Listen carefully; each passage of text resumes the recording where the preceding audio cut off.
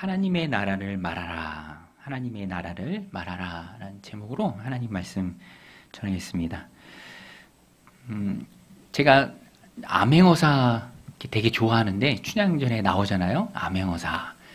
근데 어사라는 게 개인의 신분이 아니죠. 아주 높은 관료입니다. 왜냐하면 왕의 명령을 받아서 이제 지방 수령들 또 관리들 이렇게 감찰하죠. 왕의 명령을 받고 행하는 것이기 때문에 그래서 무시 못합니다. 지방 수령들 관리들 뭐 쩔쩔매죠. 왜냐하면 그 개인이 아니라 그 뒤에는 왕이 있기 때문에 그렇죠.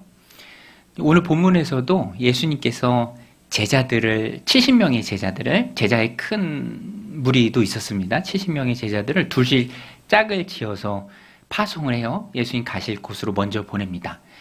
그런데 그들에게 큰 권세를 주세요. 그리고 그것을 말씀해 주십니다. 책임감도 주는 거죠. 너희가 이런 권세를 가지고 간다. 너희를 거절하는 사람은 너희를 거절한 게 아니라 너희를 보낸 나를 거절한 거고 또 나를 보내신 하나님까지도 거절한 게 된다. 제자는요, 개인 자격이 아니라 마치 대사와 같습니다. 16절 말씀인데요. 우리 같이 한번 자막 보고 읽겠습니다. 시작. 너희 말을 듣는 자는 곧 내 말을 듣는 것이요 너희를 저버리는 자는 곧 나를 저버리는 것이요 나를 저버리는 자는 나 보내신 이를 저버리는 것이라 하시니라. 큰 권세, 거기에 따르는 동시에 큰 책임이 있습니다. 그래서 예수님은요 70명의 제자들을 둘씩 짝지어서 마을로 보내시면서 그 책임감의 무게를 갖고 가도록 하십니다. 그래서 예수님 먼저 요구하시는 게 있는데 전대 준비하지 마라. 배당 준비하지 마라. 뭐 두벌, 옷, 신발 그런 거 준비하지 마라. 오직 하나님만 믿고 의지하고 나아가라. 그리고 너희가 맡은 이 일이 곳곳에 가서 그 마을에 가서 복음을 전하는 그 일이 아주 중요하고 또 시급한 일이기 때문에 진중하게 행하라라는 차원에서 길 가면서 문안 인사하지 말라라고 말씀하십니다. 문안 인사하지 말라. 우리 아는 사람 만나면 인사하잖아요. 또 대화도 하잖아요. 인사도 하지 말라는 주님의 그 요구가 예의 없음, 인사하지 않는 그런 예의 없음을 말한 게 아니라 이 일이 너무 중요하기 때문에 노닥거리지 마라. 거기에 많은 시간을 빼앗기지 말라. 곧장 가라. 이 말씀이에요. 요즘 사회, 시대 분위기랑 좀 맞아요. 제가 보니까 저는 한 주 동안 우리 국민들이 제가 볼 땐 죄도 없어. 죄도 없는데 동맹국, 그 미국 그 구금시설에 되게 열악했다고 해요. 70명, 80명. 임산부도 한 명 있었다고 그래요. 너무너무 안타깝더라고요. 일주일 동안. 근데 우리나라 이제 고위 관료들이 장차관, 뭐 외교부 직원들이, 실무자들이 가잖아요. 협상하고 빨리 이제 빼와야 하니까. 근데 그런 거죠. 비교하자면 그렇게 묶여있는 국민들을 다시 데려오려고 가는 그런 직원들이 길 가다 아는 사람 만났다고, 뭐 공항에서 동창 만났다고, 뭐 앉아서 막 이렇게 커피 마시고, 내가 뭐 외교부에 있는데 말이야, 막 그렇게 할 것이 아니잖아요. 맡은 임무가 너무 엄중하니까, 너무 중요하니까. 예수님도 그것을 제자들에게 말씀해 주신 거예요. 책임입니다. 책임. 너희가 맡은 일의 그 엄중한 책임. 그리고 가서 가장 먼저 말하라고 말씀하신 것도 이 집에 평안이 임할지어다. 평안이 샬롬입니다. 그래서 우리 그리스도인들도 인사할 때 샬롬으로 평안을 빌어주잖아요. 근데 여기서는 단순히 인사말과 같은 샬롬이 아닙니다. 마음속으로 빌어주는 것도 아니에요. 목소리로 분명하게 메시아적 평안을 빌어주며 복음으로 초청하는 것입니다. 듣는 자들은 그것에 대해서 거부할 수도 있고 영접해서 받아들일 수도 있어요. 분명한 것은 가장 먼저 확실한 말로 평안을 빌라라고 말합니다. 우리 5절 말씀인데요. 같이 한번 읽겠습니다. 시작. 어느 집에 들어가든지 먼저 말하되 이 집이 평안할지어다 하라. 이 집이 평안할지어다 먼저 말하되. 복음, 그리스도를 믿는 믿음, 구원으로의 초청, 그것을 가장 먼저 말하라 라고 주님이 요구하십니다. 무난 인사하지 말고 곧장 가서 복음을 말하라. 받아들일 수도 있고 거부할 수도 있습니다. 배척받을 수도 있어요. 배척받을 때도 예수님께서 그러면 그 동네에서 그 사람들이 보는 데서 너희 발에 먼지를 떨어버려서 증거를 삼으라 이렇게 말씀하세요. 그럼에도 불구하고 마지막에는 하나님 나라가 가까이 온 것을 분명히 말해서 경고하라 라고 하십니다. 우리 11절 말씀도 같이 한번 읽겠습니다. 너희 동네에서 우리 발에 묻은 먼지도 너희에게 떨어버리노라. 그러나 하나님의 나라가 가까이 온 줄 알라 하라. 여러분, 저는 이 말씀 보면서 와, 정말로 예수님이 분명하게 제자들한테 복음 전하는 자의 그 책임과 무게감에 대해서 말씀해 주신 거예요. 쫓겨날 수 있어요. 안 받아들일 수 있죠. 배척할 수 있습니다. 그러면 증거를 말하라. 발에 먼지를 떨어버려서 너희들이 우리를 배척한 거야. 그런데 그 마지막에도 분명히 말해야 할 것이 뭐냐면 그러나 하나님의 나라가 가까이 온 줄 알라. 하나님의 나라가 가까이 온 줄 알라. 너희가 배척해서 너희가 우리를 쫓아내서 우리가 쫓겨나지만 하나님의 나라가 가까이 오고 있음을 너희는 분명히 알라. 제자들은 그것을 말해야 했습니다. 책임은 듣는 자에게 있지만 안타까움을 가지고 제자된 너희는 마지막까지 최선을 다하라라는 거예요. 마지막까지 최선을 다하라. 여러분, 오늘 우리에게 주시는 말씀입니다. 하나님의 나라가 가까이 오고 있음을 우리가 알아야 하고요. 또 그것에 대해서 확실하게 말할 수 있어야 돼요. 여러분, 하나님의 나라가 가까이 오고 있는 줄로 믿습니다. 하나님의 나라는 가까이 오고 있어요. 이게 두 가지 의미가 있는데요. 예수님 재림, 언젠지 모르죠. 도둑같이 임합니다. 그런데 많은 분들이 그런 이야기를 해요. 예수님 오실 때 나타나는 그런 징조들이 참 많이 있다. 아주 특별한 시대를 우리가 살아가고 있습니다. 또 개인의 종말, 하나님의 나라가 가까이 온다는 것은 주님이 재림하시는 것도 의미하지만 뭐가 먼저일지 몰라요. 우리가 하나님 앞에 먼저 갈 수도 있죠. 하나님 부르시면 우리는 언제고 그 앞에 서야 합니다. 바울은요, 그래서 영혼 구원 받은 것과 별개로 몸의 구원을 말할 때 죽음을 염두에 두고 우리가 하나님 구원에 더 가까이 갔다라고 말합니다. 로마서 13장 11절인데요. 또한 너희가 이 시기를 알거니와 자다가 깰 때가 벌써 되었으니 이는 이제 우리의 구원이 처음 믿을 때보다 가까웠습니다. 여러분, 구원이 처음 믿을 때보다 가까워졌습니까? 멀어졌습니까? 가까워졌어요. 여러분, 처음 예수님 믿을 때보다 우리 육신의 구원을 말해요. 여기서는 부활을 말합니다. 영원 구원을 우리가 이미 받았으니까 부활의 때가 가까이 왔어요. 이것은 개인의 종말을 염두에 둔 바울의 권면이에요. 깨어라. 가까이 왔다. 그쵸? 가까이 왔어요. 하나님의 나라는 가까이 왔습니다. 이 세상은 영원한 우리의 처소가 아니에요. 저도 이렇게 아파트 단지 왔다 갔다 해보면은 되게 어린아이들부터 정말 어르신까지 다양한 세대가 이제 한 군데 모여서 같이 살아가고 있죠. 커뮤니티 센터 같은 데 이렇게 가보면은 정말 이제 목욕하는 데도 있는데 어린아이도 있어요. 어떤 어린아이는 되게 막 똑똑해. 자기가 씻고 막 팬티 기저귀를 자기가 막 입어. 막 그런 아이도 있어요. 되게 어르신들도 있고. 그런데 다양한 세대가 있지만 분명한 것은 누구에게나 다 하나님의 나라를 향해서 가고 있는 그 시간 가운데 있습니다.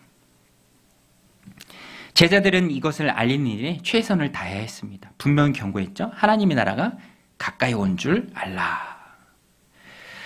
왜 주님께서 이렇게 말하라 라고 시켰는가? 말씀드린 것처럼 복음 전하는 자의 책임이 굉장히 큽니다. 요나는요, 복음 전했지만 복음 전하는 자의 책임을 설렁설렁 했어요. 요나는. 여러분, 요나서 읽어보셨죠? 네. 요나 그러면 요나서 딱 읽은 게 생각나면 저도 설교하는 게 되게 수월해.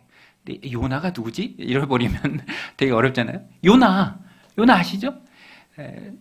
막 도망갔다가 물고기 뱃속에 있고 결국에는 니느웨로 가잖아요. 아수르의 수도 니느웨. 거기 가서 복음 전합니다. 근데 아수르가 이스라엘 괴롭히던 나라예요.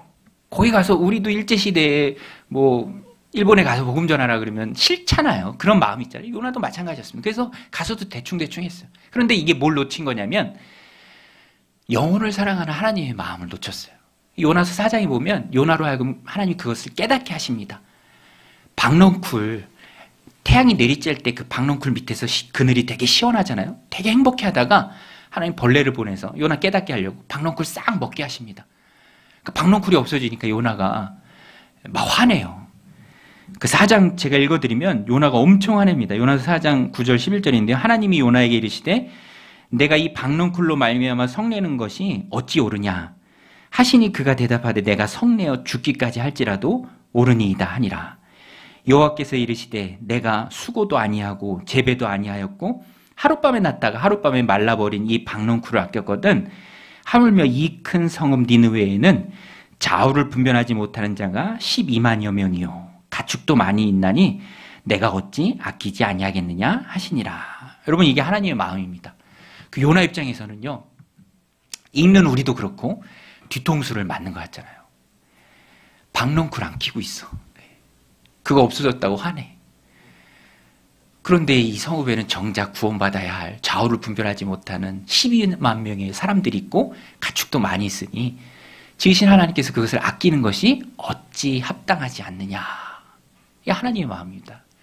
여러분 하나님은 모든 사람이 구원받고 진리를 아는 데 이르기를 원하세요. 디모데전서에 나온 하나님의 마음입니다. 또 주님의 재림이 늦은 이유, 주님의 재림이 늦은 이유가 뭡니까? 구원받아야 할 영혼들이 있기 때문에 그래요. 베드로도 이것을 말합니다. 베드로후서 3장 9절인데요. 우리 같이 한번 자막 보고 읽겠습니다. 시작. 주의 약속은 어떤 이들이 더디다고 생각하는 것 같이 더딘 것이 아니라 오직 주께서는 너희를 대하여 오래 참으사 아무도 멸망하지 아니하고 다 회개하기에 이르기를 원하시느니라. 할렐루야. 여러분 하나님의 마음을 우리가 알아야 돼요. 주님 재림이 왜 늦습니까? 왜 더디 오신다고 사람들이 말할 만큼 늦으시죠? 지금 오시면 안 돼요. 구원받아야 할 영혼들이 있습니다. 주님은 자비로 행하시는 분이세요. 그래서 복음 맡은 제자된 너희가 복음 전할 그때에도 책임은 듣는 그들에게 있지만 안타까움 가지고 확실하게 연민의 마음을 가지고 전하라. 여러분 오늘 우리가 대하는 세대가 요나 때 니느웨 백성과 같습니다. 좌우를 분간하지 못해요. 세상을 전부를 알고 삽니다. 가장 귀한 게 은과 금이에요. 스바냐서에 나오는 말씀이 이번 주 새벽 예배에 나왔는데 스바냐서에 보면은 사람들이 은과 금 좋아한다. 스바냐서 1장 18절에서 분명히 얘기합니다. 여호와의 날에 심판의 때에 은과 금이 너희를 구원해내지 못한다. 건져내지 못한다. 은과 금이 뭡니까? 이 시대에 가장 가치 있는 게 뭔가요? 자기의 행복. 자기 행복이에요. 그 MZ세대 보면은요. MZ세대 아시죠, 여러분? MZ세대. 저는 X세대인데, MZ세대 젊은 분들이 있어요. 되게 마음이 건강해요. 좋아요. 환경도 생각하고, 또 공정의 가치도 되게 높이 평가하고, 운동도 열심히 해. 그 하남 운동장 가서 뛰면은요, 대부분 다 젊은 분들이에요. 조기 축구하는 아저씨들은 끝나고 회식하는데, 뛰는 분들은 수고했습니다. 다음에 만나요 하고 싹 헤어져. 몸 건강을 위해서. 얼마나 좋아요. 그런데 그렇게 이 세상에 대해서는 신경 쓰고 많이 하지만 영혼에 대한 관심은 많이 줄어요. 그래서 저는 이 세대가 정말 영원, 그죠? 영혼, 또 영적인 것에 대한 관심이 좀 줄어드는 세대다. 뭐 막연하게 그렇게 좀 생각을 했었는데 제가 어떤 책을 보고 이 생각이 좀 틀렸음을 깨달았어요. 지금 이 세대도요. 영적인 것에 대한 관심이 많이 있어요. 영적인 것에 대한 관심. 그 기준이 뭐냐면 그 증거가 뭐냐면 그 책 제가 보는 책에 그렇게 썼더라고요. 타로와 사주. 타로와 사주. 여러분, 우리는 재미로라도 타로, 사주 이런 거 하면 안 되잖아요. 그죠? 오늘의 운세 재미로라도 보면 안 되잖아요. 근데 세상에 그게 문화예요. 젊은이들 많은 거리 가면은 되게 많다고 해요. 문화죠. 영적인 것에 관심이 많이 있습니다. 그러니까 정확하게 진단하면 영적인 것에 관심 없는 세대가 아니라 방향이 잘못된 세대죠. 우리가 일해야 할, 또 일터로 삼아야 할 이 세대입니다. 그래서 우리가 힘써야 할 것이 두 가지 있어요. 우리는 보냄을 받은 주님의 제자들이고 이 세상이 추수해야 할 일터인데 추수꾼 된 우리에게 주님이 요구하시는 것이 두 가지 있습니다. 어떻게 진리에서 벗어나고 왜곡되고 삐뚤어진 세대에서 우리가 사역할 것인가? 이렇게 하라. 주님이 말씀해 주시는데 첫 번째가 기도하라 라는 거예요. 기도하라. 우리 2절 말씀 같이 한번 읽겠습니다. 2절 시작. 이르시되 추수할 것은 많되 일꾼이 적으니 그러므로 추수하는 주인에게 청하여 추수할 일꾼을 보내주소서 하라. 추수하는 주인이 바로 하나님이십니다. 구원의 주체가 바로 하나님이시죠. 우리는 일꾼일 뿐이에요. 어디로 가라, 뭐 해라, 일꾼이에요. 우리를 쓰시는 분은 하나님이십니다. 일은 내가 하는 것 같지만 진짜로 일하시는 분은 하나님이세요. 그래서 너희가 세상에서 일할 때 이 왜곡되고 삐뚤어지고 잘못된 방향으로 나아가는 이 세대 속에서 너가 일할 때 녹록지 않으니 추수할 거는 많은데 일꾼이 적으니 힘겹고 버거우니 기도하라. 추수 주인에게 구해서 일꾼을 더 보내달라 기도하라 라고 주님 말씀하십니다. 우리가 이 말씀 붙들기 원해요. 기도해야 합니다. 녹록지 않아요. 추수할 것은 너무 많아요. 산더미처럼 많습니다. 여러분 후반기 됐는데 해야 할 일들, 내 힘으로 할 수 없고 하나님 앞에 엎드려야 할 일들, 열매 맺어야 할 것들 참 많죠. 우리가 하나님 앞에 기도해야 합니다. 잠언 16장 9절이죠. 사람이 마음으로 자기의 길을 계획할지라도 그 걸음을 인도하신 이는 여호와시니라. 여러분 우리의 걸음을 인도하시는 분은 하나님이신 줄로 믿습니다. 우리 하나님 앞에 기도해야 돼요. 제가 어디 시찰에 목사님들 모임 했는데 어떤 목사님이 자기네 교회에서 어떤 건물을 매입해서 카페를 한대. 그런데 너무 잘 돼서 걱정이라면서 은근히 자랑을 하시더라고요. 너무 잘 돼서 걱정이래. 잘 되는데 왜 걱정을 하는지 모르겠어요. 그러면서 뭐 한 달 매출이 뭐 5천만 원, 6천만 원씩 나온대요. 그러니까 또 제가 그 얘기 듣고 또 이제 그죠? 우리도 카페를 해야 되나? 그런 거는 계속 왔다 갔다 하는 거고 가장 중요한 것은 하나님 앞에 엎드려 구하는 것, 기도하는 것, 인도하심을 받는 것. 하나님께 기도해야 돼요. 우리 인생의 주인은 하나님이시니까. 여러분 악한 마귀는 우리로 하여금 기도의 시간을 막습니다. 오염되고 더러워진 세상 속에서 우리 안에 쌓였던 생각을 씻는 시간이 바로 하나님의 생각을 내 안에 채우는 기도의 시간입니다. 저도 요새 그런 걸 참 많이 느껴요. 마음과 생각이 복잡할 때 하나님 앞에 엎드려 기도할 때 우리의 마음과 생각을 하나님이 씻어주시고 바꿔주시고 하나님의 생각들로 채워주세요. 마음의 평안이 임하죠. 우리는 항상 하나님 앞에 구해야 합니다. 일터, 추수하는 일꾼으로서 그 왜곡된 현장 한가운데서 하나님 앞에 엎드려 기도해야 돼요. 일꾼을 보내주소서. 능력을 더 입혀주옵소서.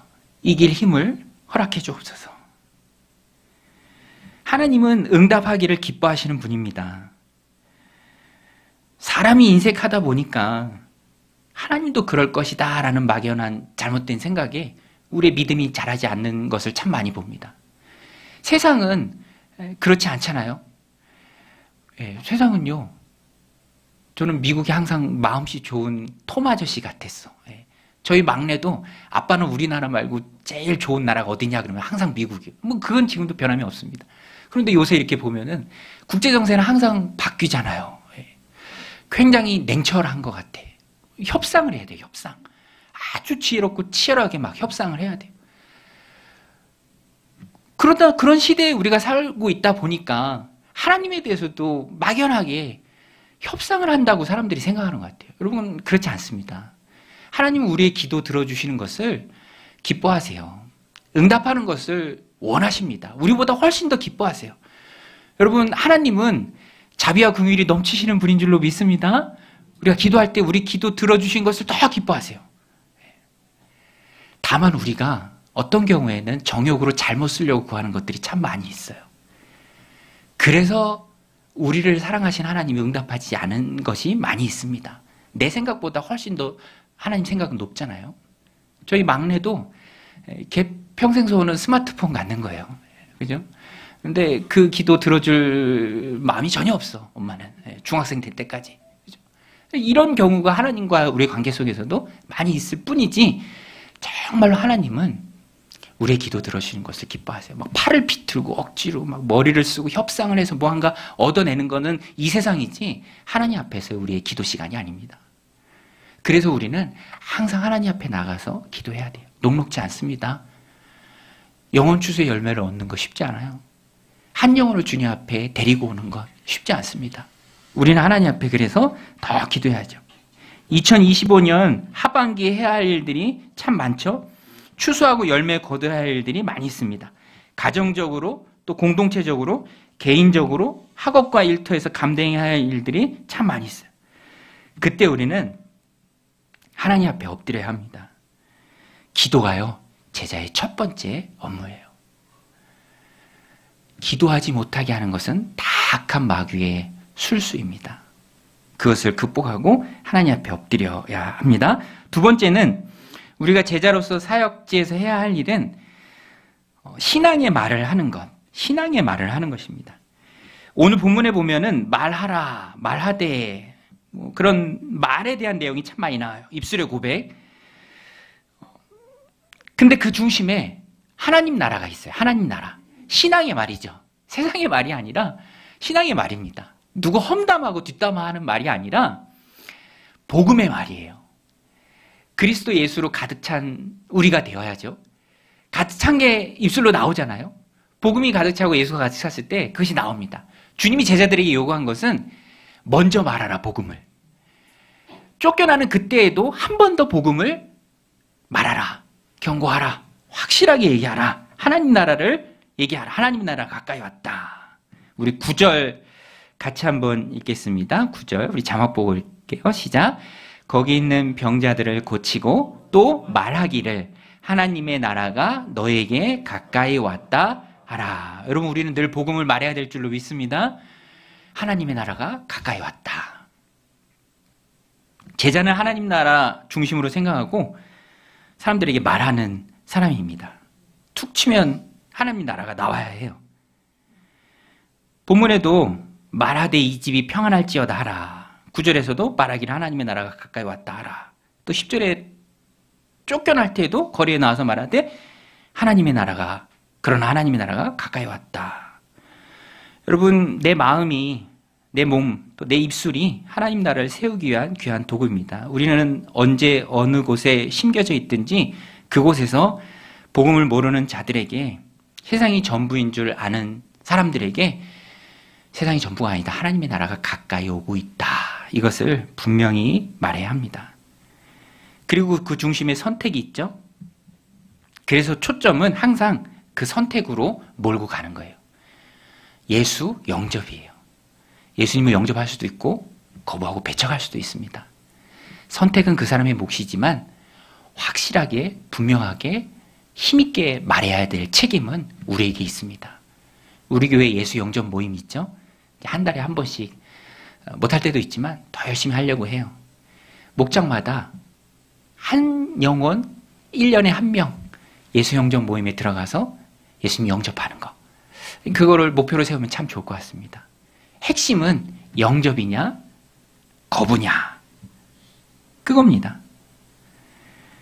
그러니까 우리는 계속 전해야죠. 그게 계속 우리 그리스도인들이 교회가 해야 될 일입니다. 하나님의 나라가 가까이 왔다. 결단하라. 가까이 온 하나님 나라에 내가 들어가야죠. 못 들어가면 심판의 자리에 설 수밖에 없습니다. 예수님 말씀하세요. 고라시나 베세다야, 내가 그토록 많은 기적을 보였는데 너희는 움직이지 않는구나. 이방 나라 두루와 시돈에서 그렇게 했으면 그들이 벌써 회개하고 믿었을 것이다. 한탄하면서 주님이 말씀하시죠. 소돔이 마지막 때에 너희보다 견디기 쉬울 것이다 라고 두렵지만 분명한 경고의 말씀을 주십니다. 우리 그리스도인들도 복음을 늘 말해야 하는 이유는 하나님의 나라가 분명히 가까이 오고 있고 그 후에 심판이 있을 것이기 때문에 우리 그리스도인들은 분명하게 말해야 해요. 지난주 새벽 예배 본문 스바냐서인데요. 2장에 보니까 여호와의 날, 그날이 이르기 전에 회개하라 이렇게 말씀하면서 계속 반복해서 나오는 말이 못못 전에라는 말이에요. 우리 스바냐 2장 2절 우리 자막 보고 같이 한번 읽겠습니다. 시작. 명령이 시행되어 날이 겨같이 지나가기 전에 여호와의 진노가 너희에게 내리기 전 여호와의 분노의 날이 너희에게 이르기 전에 그리할지어다. 심판이 임하기 전에, 그 전에 하나님 나라, 가까이 온 하나님 나라에 들어가는 것이, 예수님을 영접하는 것이, 하나님 자녀가 되는 것이 지혜죠. 지나고 나면 아무리 후회해도 소용이 없다라는 것입니다. 그 날은 분명히 있죠. 그래서 예수님이 우리를 제자로 세워주신 것이고 또 우리를 세상으로 보내신 이유입니다. 그 날이 있음을 분명히 경고하라. 그 날은 확실히 있습니다. 마지막 때에 하나님 품으로 우리를 이끄는 것은 영접이에요. 예수님 영접하는 것. 저도 말씀 준비하다가 생각나는데 제가 중고등학교 때는 뭐 국가시험 같은 건 항상 주일날이 있었어요. 근데 그 이후로 막 교회들이 이렇게 건의하기도 하고 막 싸우기도 했죠. 그래서 요새는 막 토요일도 해요. 참 좋은 거죠. 근데 저 중고등학교 때는 딱 주일에만 그런 시험을 봤어요.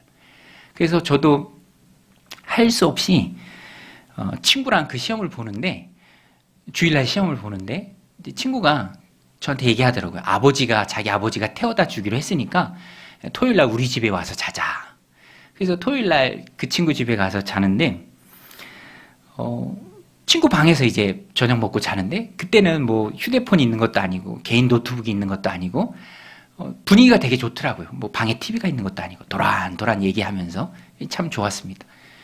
그러다 보니까 제 마음에 무슨 마음이 들었냐면, 이 친구한테, 친한 친구인데 예수님 전했으면 좋겠다, 복음 전했으면 좋겠다, 그 마음이 이렇게 들더라고요. 그래서 너무 흘러가기 좋은 그 잔잔한 분위기 속에서 제가 얘기했어요.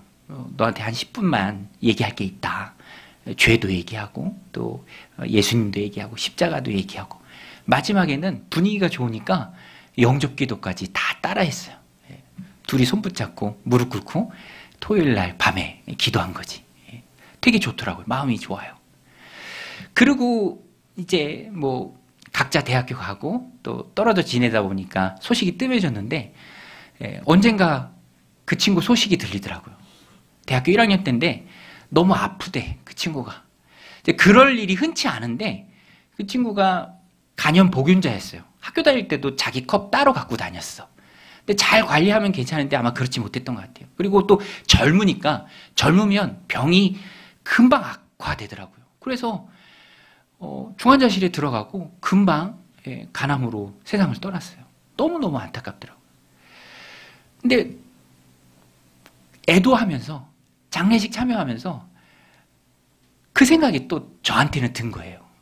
그래, 내가 이 친구한테 그 시기에, 그때 1년 전에 그렇게 복음을 전했지. 저는 믿습니다. 진심으로 예수님을 영접했다면, 진심으로 자신이 죄인임을 고백하고 예수님을 구주로 영접했다면, 구세주로 영접했다면 하나님 품 안에 간다. 여러분, 마지막 순간에 우리를 하나님 품으로 인도하는 것은 은과 금이 아닙니다. 세상에서 뭘 많이 가졌느냐, 그게 아니에요. 예수 그리스도를 나의 주인으로, 내 구세주로 영접했는가, 그렇지 않았는가, 그 차이입니다.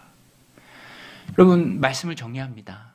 오늘 이 말씀이 우리에게 제자들이 가졌던 그 책임감을 우리에게도 분명히 일깨워요. 나를 통해서 복음을 들어야 하고 나를 통해서 구원의 자리로 나와야 할 영혼들이 참 많이 있습니다. 그래서 우리는 주님 앞에 기도해야 돼요. 사람의 힘으로 안 됩니다. 내 마음도 내가 내 마음대로 안 되는데, 자식도 내 마음대로 안 되는데 어떤 사람의 마음속에 예수 그리스도를 심어주는 게 사람의 힘으로 됩니까? 안 되죠. 아무리 노력해도 안 됩니다. 그것은 하나님의 일이고 하나님의 영역이에요. 그래서 우리는 하나님의 도우심을 늘 하나님 앞에 엎드려 구해야 합니다. 그리고 예수 그리스도로 내 안이 충만해지도록 기도해야 돼요. 항상 복음을 말하도록, 항상 하나님의 나라가 가까이 왔음을 말할 수 있도록, 언제 어디서든지 구원받아야 할 영혼들에 대한 연민을 가지고 그 말을 전할 수 있는 우리가 되어야 합니다.